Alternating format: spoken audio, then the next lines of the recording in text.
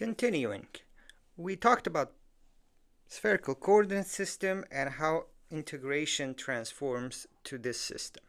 Let's do some exercises from the book, beginning with number 10. Number 10 says we have some equation and write it in the polar coordinate system. So what this equation that describes a surface, remember 3D, one equation, that's a 2D object. This is a paraboloid shape, and we want to see what it looks like in spherical coordinates. Well, let's see, z was rho times, so we have to replace everything with rho theta phi formulas, and we remember that z is rho cosine of phi. You can always draw yourself a picture to see that. X squared plus y squared is this polar coordinate r squared, and that was rho sine of phi squared. If you don't remember it, just replace x and y with their respective formulas. So this would be sine of phi cosine theta, and the other one will be sine theta. That's where sine theta plus cosine theta becomes 1 and goes away, and we end up with this.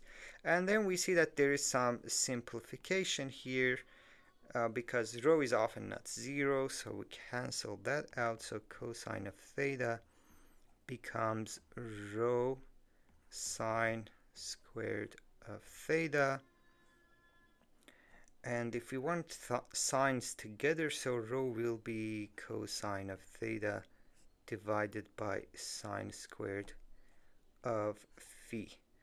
I must be careful with this. I think I read it as, yeah, theta and phi. So this equation in spherical coordinate and this equation in Cartesian coordinate correspond to the same sphere. Of course, this means if you graph this in the xyz under that geometric interpretation. There is the second one, but I won't do it even. So this is just so much simple. In this time, we can't cheat using that. This was very special. Here we really just have to replace x and y's with their corresponding formulas. Let's look at question 12. It says, what is the solid described by rho between 1 and 2? So I know that one, it's between two spheres, and phi is between pi over 2 and pi. This means we are actually under the xy axis because phi is angle from z, and when you are at pi over 2 you hit the z equals 0, and until pi you get here. So this is the part that we are looking at, and rho is distance to the origin, so rho 1 rho 2 along the y-axis, and then we will have the same along the x-axis, and these are spheres, so rho equal 1 gives this circle when intersected with that, and then you get to the bottom. So we're looking at this volume. This volume trapped between two spheres, but theta is free, so theta goes all the way and comes back, so we shouldn't actually stop there. So this will be like this. Yep. So it's everything under that. So this will be volume of half of the negative z half of, or rather I should say half of volume between two spheres of radii 1 and 2. Yeah, take these two spheres centered at the origin and cut horizontally at z equals 0 and take the bottom half. You see how simple this is. This is just a box, right? And theta is automatically between 0 and 2 pi. and it's, if you write an integral here, will be constant, constant, constant, whereas if you do this in Cartesian system, it's much more complicated.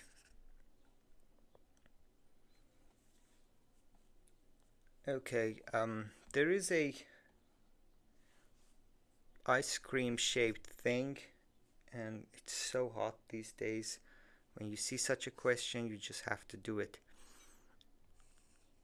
Okay, but it actually comes from what? So here is the x and y, and here's the z-axis.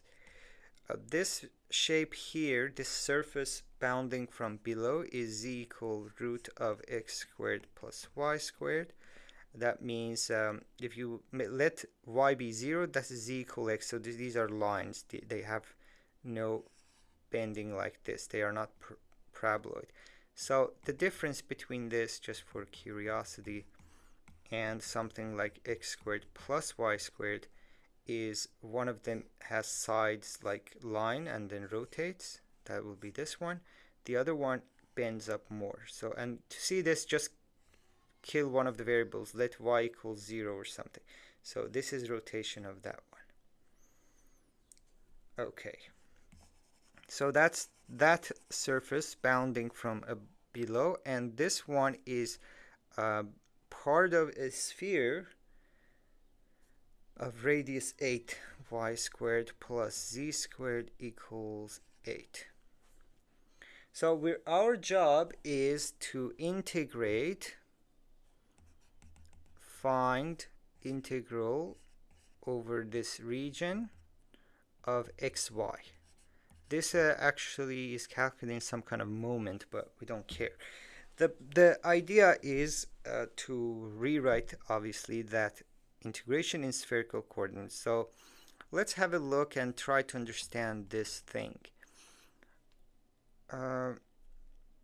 This phi angle, we can see, so first of all, theta is between 0 and 2 pi because we have full rotation around the z-axis, so there's no limitation there.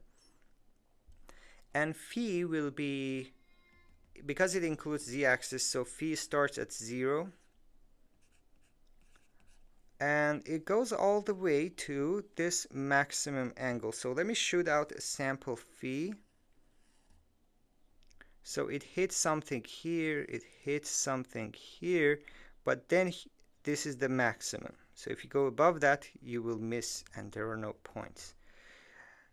So, but what is that angle? Because I already mentioned z equal x is the borderline case, this is 45 degrees. So that will be pi over 4. So that is the range of phi.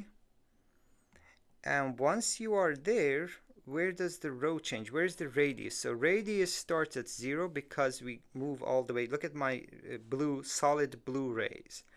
Rho starts at 0 and goes all the way to the sphere. And that sphere has radius root 8. It's amazing how this surface does not appear in these boundaries, except for providing that. So you see how simple it was to write down these boundaries in spherical coordinates, and if you don't believe me, try to do the same in the XYZ system. So I can put 0 to 2 pi because it has nothing to do with the other stuff. It doesn't even influence the other boundaries. It's the simplest integral, so let's put it out of everything. And then yeah, everything is actually constant boundaries. It doesn't matter which order you want to put them. And then rho goes from 0 to root 8. Of course, if, say, rho depended on phi, we would want to put it in the interior integral. The function we're integrating is x times y. That is rho sine of phi multiplied cosine of theta. That's x. Y is rho sine of phi sine of theta. And the key part, don't forget the Jacobian. Rho squared sine of phi. This part, if you don't want to confuse it with cosine, remember that you need this always to be positive. It's a Jacobian, it's area distortion. You don't want negative numbers there. And because phi is between 0 and pi, it's always positive. So that is my Jacobian. And then just the boundaries. I don't want to put dv because I have assigned the boundaries. The most interior one was d rho. The one before it is d phi. And the very last one is d theta. Some observation here. Because the integrand breaks up into separate functions of rho and of phi and of theta, we can actually do them separately. So you have rho to the 4 d rho from 0 to root 8 separately. And theta integrals will have, you have twice sine, or actually 3 times sine, and then you have 2 times cosine squared of, wait, okay, so these will be the phi parts. I think I'm confusing my own notation sometimes with phi and theta. You can also use this if you want, rather than that other phi. 0 to 2 pi, and this will be cosine squared of theta d theta. We've seen in two variables that we can break up integral, but it's the same proof that in 3D also you can break up your integrals. Yep, I think I have not hopefully missed anything. Or was it cosine time? Wait, cosine times sine. Here I see.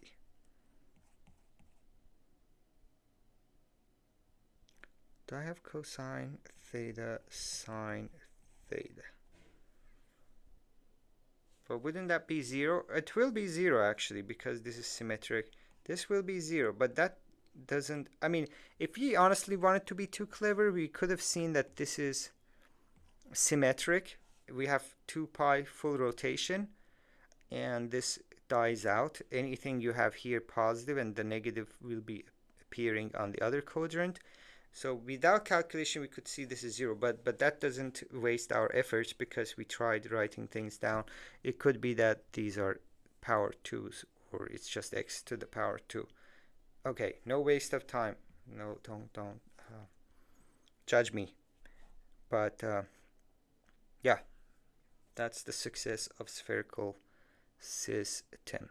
Please continue with other exercises in the book. The only way to learn these things is by doing exercises. If you struggle with any shape in general, put that into Desmos and you will be fine.